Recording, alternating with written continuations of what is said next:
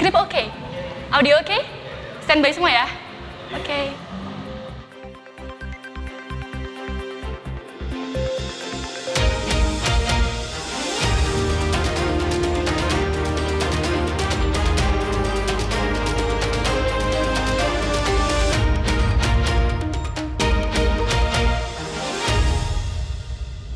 Pembelajaran jarak jauh sebagai metode belajar di rumah yang diterapkan oleh pemerintah agaknya menyisakan banyak kisah unik bagi para siswa dan orang tua yang ada di Jember. Sementara itu, untuk pertama kali Haji Andi Siswanto dan Gus Firjaun turun bersama-sama menyapa masyarakat. Itulah sekilas berita dan cerita yang berhasil kami rangkum untuk Anda. Bersama saya Silvina Febrianti, inilah Lintas 7, program news yang tak hanya sekedar menampilkan berita.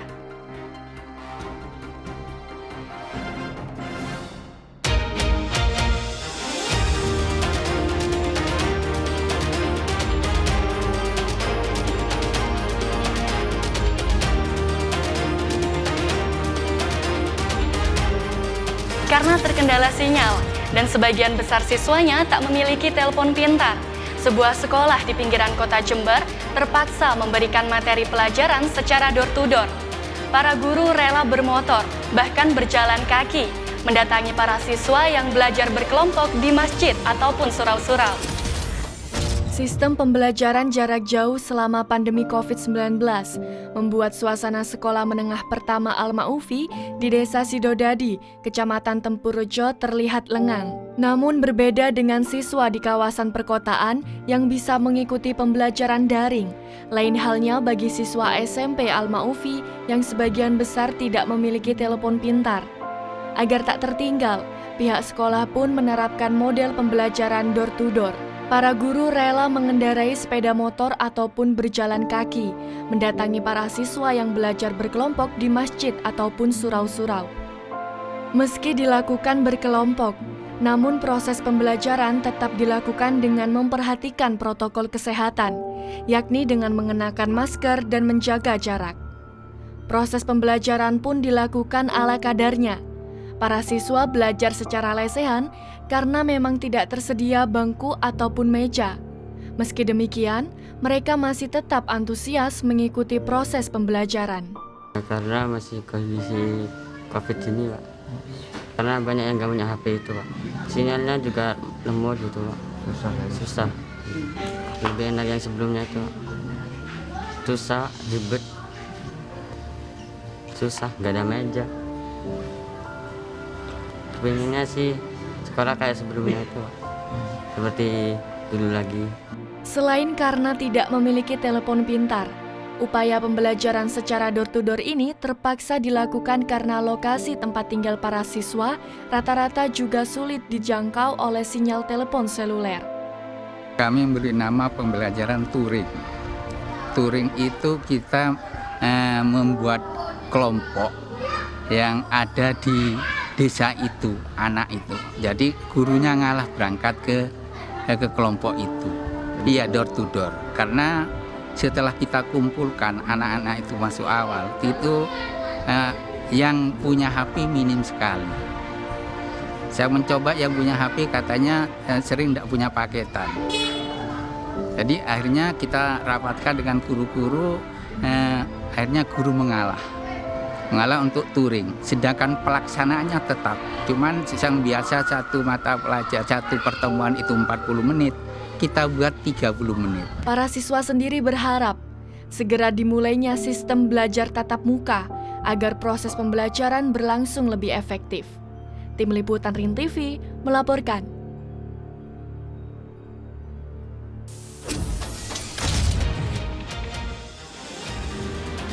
Lain cerita dengan berita sebelumnya.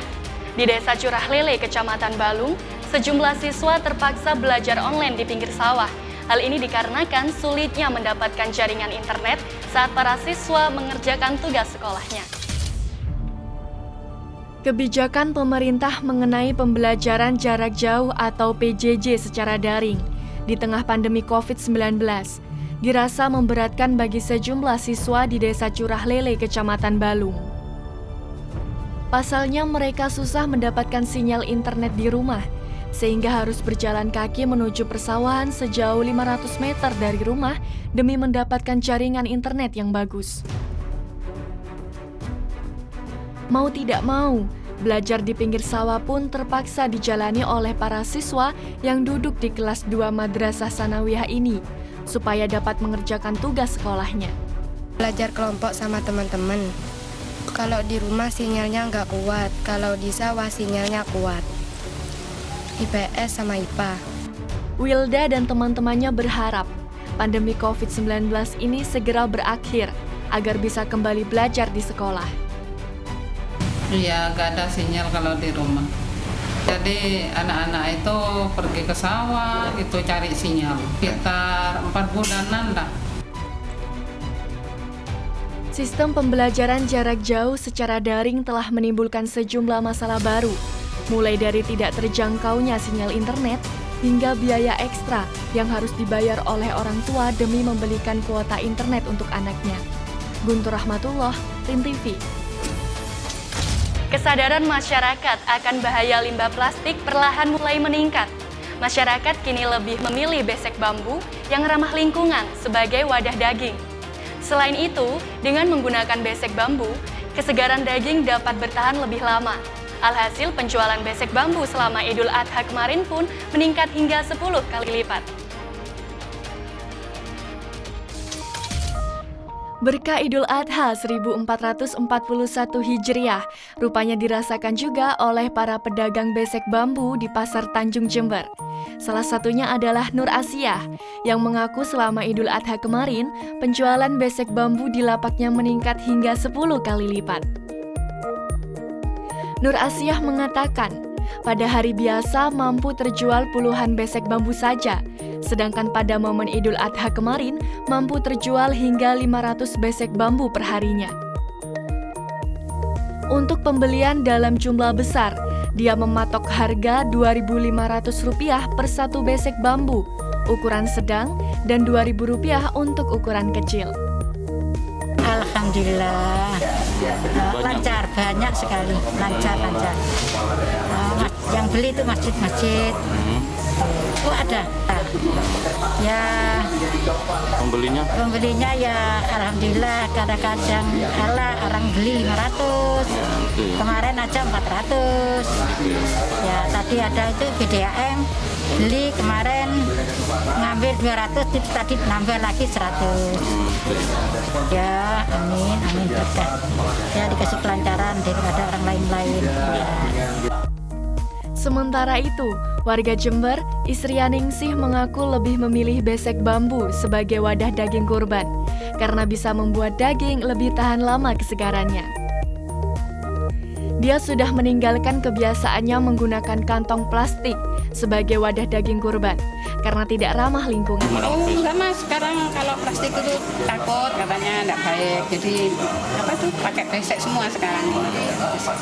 Jadi enggak pakai kresek sudah. Ya bisa, soalnya kan enggak meres kan bisa airnya bisa keluar. Jadi kan bisa netes itu loh. Plastik kan beku, kadang-kadang bau. Gitu. Kalau seperti kan enggak.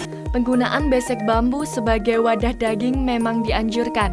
Selain lebih ramah lingkungan, besek bambu juga menjadi alternatif bagi masyarakat untuk meninggalkan penggunaan kantong plastik yang lebih banyak merusak lingkungan.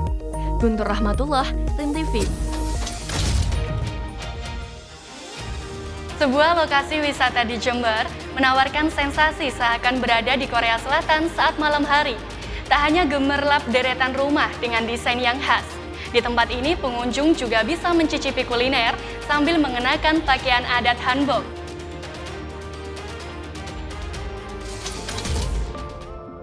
Bagi Anda yang menggandrungi segala sesuatu berbau Korea, mungkin bisa mengunjungi mini kota Korea di Kecamatan Ambulu, Jember.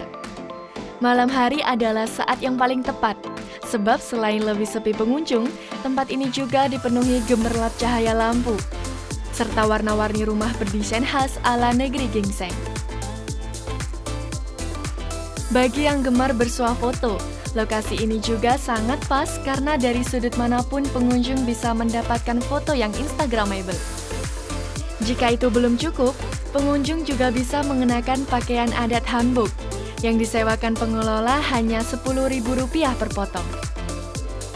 Ya, seperti namanya, mini kota Korea memang didesain sedemikian rupa, baik dari sisi arsitektur maupun ornamen, sehingga bisa mengajak pengunjungnya merasakan sensasi berada di Korea. Kesannya ini sangat bagus untuk spot foto.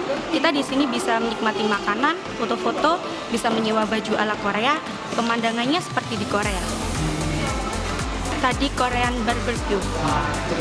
Saat perut terasa lapar, beragam menu kuliner ala Korea juga tersedia.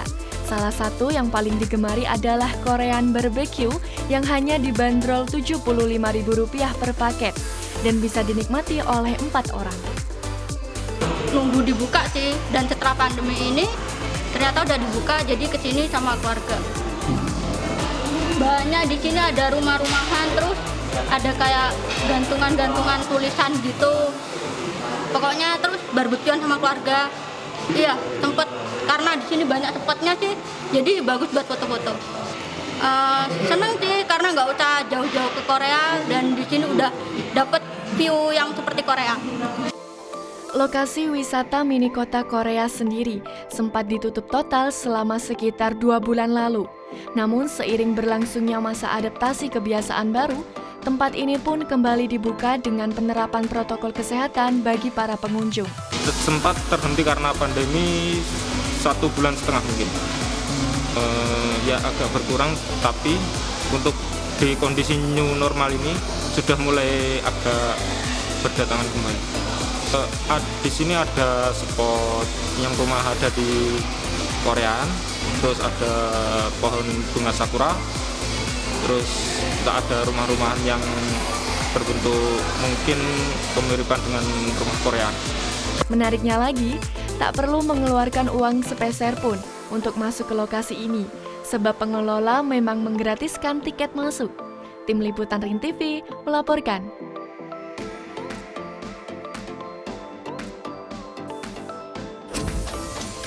Baiklah pemirsa, jangan kemana-mana, karena sesaat lagi kita akan kembali dalam segmen Jurnal Harian Suara. Tetap di Lintas 7, program news yang tak hanya sekedar menampilkan berita.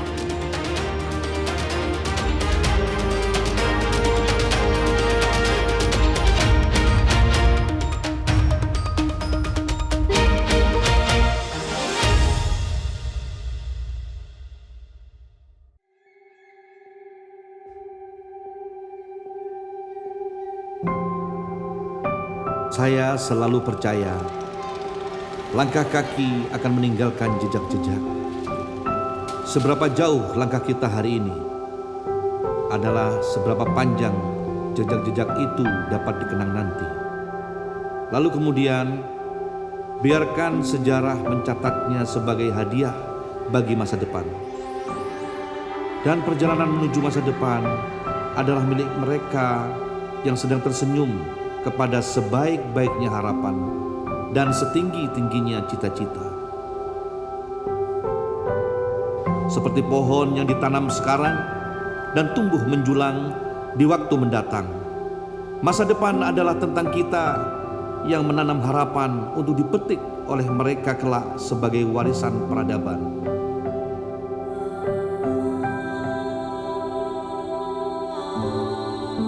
Jangan abai, lihat sekitar dan mulailah sadar. Banyak yang perlu dilakukan, banyak yang harus dikerjakan. Masa depan tidak bisa ditata nanti, tapi sekarang.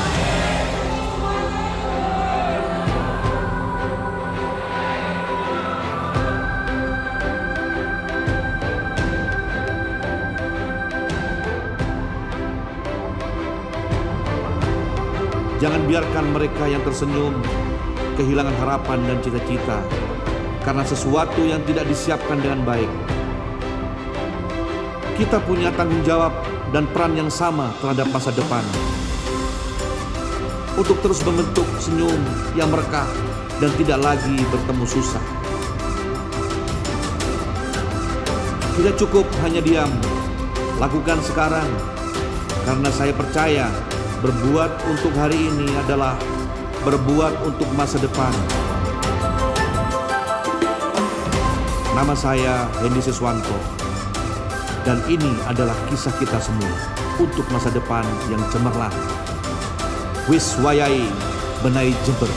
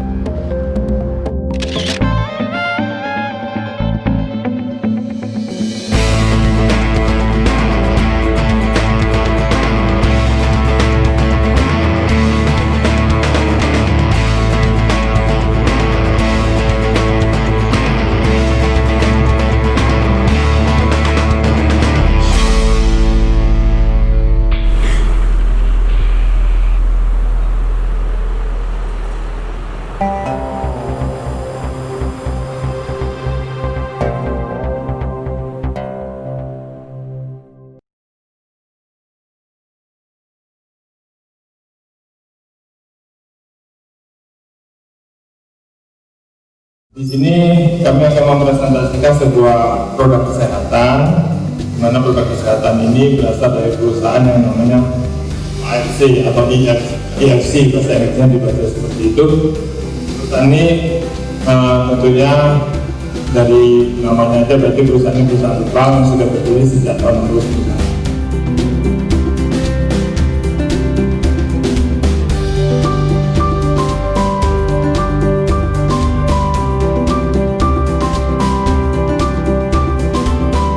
Minum SOP ini kulit saya merasa segar, satu, dan kedua saya puasa setiap hari, kerja tidak pernah berhenti, pagi sampai mungkin mau maghrib saya baru berhenti, terus tidak tidur siang, saya merasa enak dan tidak merasa puasa.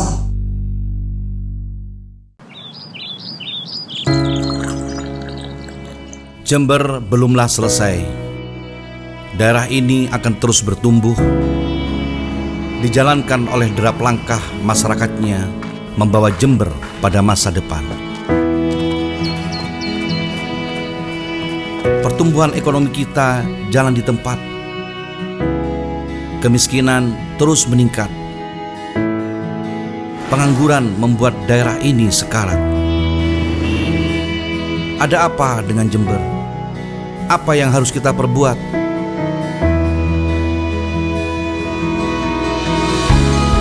Kemajuan daerah ini ditentukan oleh siapa diri kita. Ya, kita adalah petani, nelayan, pedagang, guru, murid, santri, buruh. Semua kita harus berbuat. Setiap kita menyumbangkan pertumbuhan bagi daerah ini. Wis wayahe benahi Jember. Aku, kamu, mereka, kita semua saatnya membenahi Jember dengan semangat sinergitas dan kolaborasi. Semua potensi diri dan daerah kita satukan, maka kita akan tumbuh pada sebuah kemajuan ekonomi, melaju pada kehidupan yang lebih baik. Pemerintahnya harus kondusif. Semua elemen bahu-membahu. Eksekutif dan legislatif berbuat untuk rakyat. Kita perlu meningkatkan investasi masa depan pada keunggulan yang kita miliki. Jember ini kaya akan sumber daya manusia, budaya, dan alam. Daerah ini harus saling terhubung dengan infrastruktur yang mapan. Roda ekonomi akan melesat kencang. Tak boleh lagi ada yang kesulitan, tak bisa sekolah, tak bisa berobat, apalagi tak bisa makan. Tak boleh lagi ada yang menyuruh bersabar, Kita raih semua itu secepat-cepatnya. Kita mulai hari ini. Saya, Hendy Siswanto, bakal calon Bupati Jember, berdiri bersama Anda semua menuju Jember yang cemerlang. Wis wayahe benahi Jember.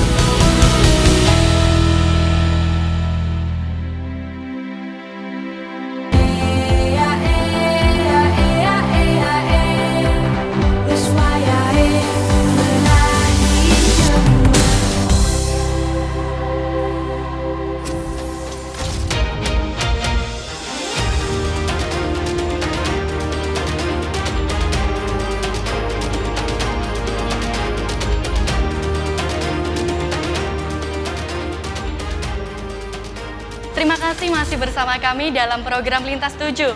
Pemirsa, inilah segmen Jurnal Harian Suara.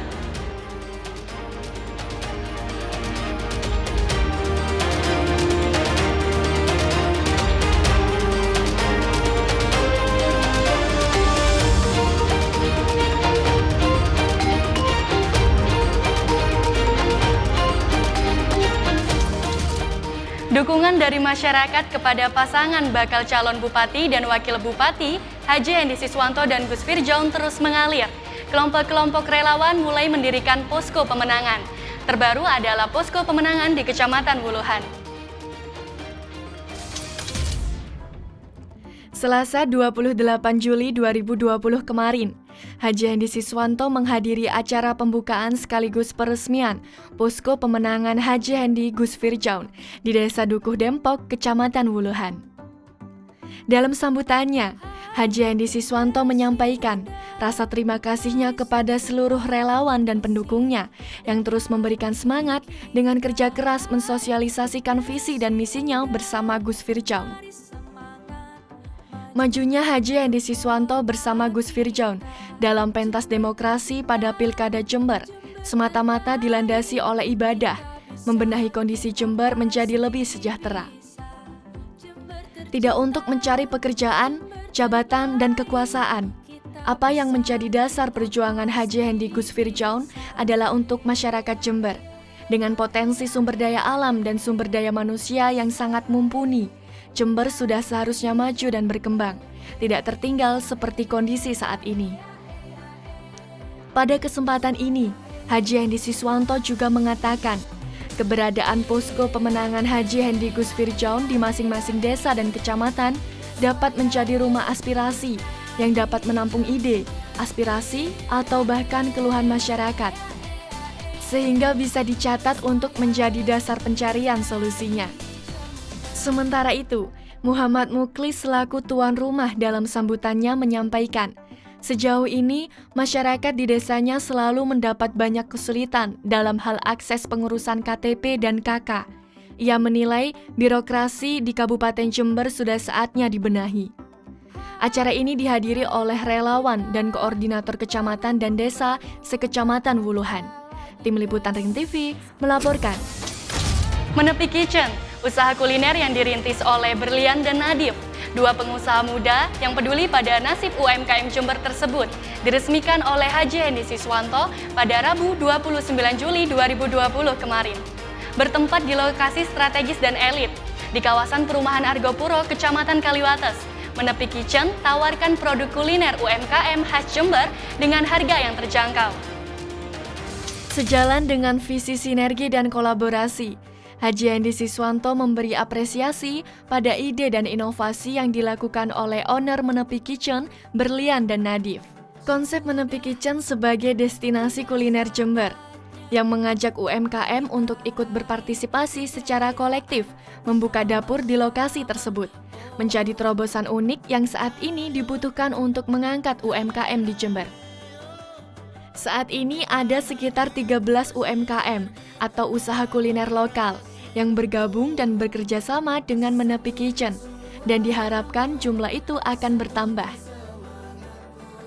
Tidak hanya menawarkan tempat yang menarik sebagai destinasi kuliner, Menepi Kitchen menurut Haji Hendy Siswanto merupakan platform sinergitas dan kolaboratif yang dapat menjadi representasi kesuksesan membangun jaringan bisnis UMKM di Jember. Haji Hendy Siswanto menambahkan, Menepi Kitchen dapat menjadi pemantik bagi para pengusaha di Jember untuk terus berinovasi, bahkan di tengah pandemi COVID-19 seperti saat ini. Bagaimanapun iklim usaha UMKM harus didorong melalui terobosan-terobosan modern seperti yang dilakukan oleh Menepi Kitchen. Secara tidak langsung, dengan dibukanya Menepi Kitchen, telah terbuka peluang usaha dan kerja sekaligus. Selain dapat menampung puluhan tenaga kerja, Menepi Kitchen juga membuka kesempatan dan peluang bisnis bagi UMKM kuliner lokal di Jember. Pada kesempatan ini, Haji Hendy Siswanto mengucapkan selamat kepada Berlian dan Nadif sebagai pengusaha muda yang berani mengimplementasikan ide gila mereka membuka destinasi kuliner untuk mengangkat UMKM di Jember. Tim Liputan RIN TV melaporkan. Semakin kompak, Haji Hendy Siswanto dan Gus Firjaun berkunjung dan bersilaturahmi dengan jamaah Hidayatul Ummah di Kecamatan Ambulu pada Rabu 29 Juli 2020 kemarin. Ini menjadi momen spesial, mengingat untuk pertama kalinya Haji Hendy Siswanto dan Gus Firjaun turun bersama-sama ke masyarakat.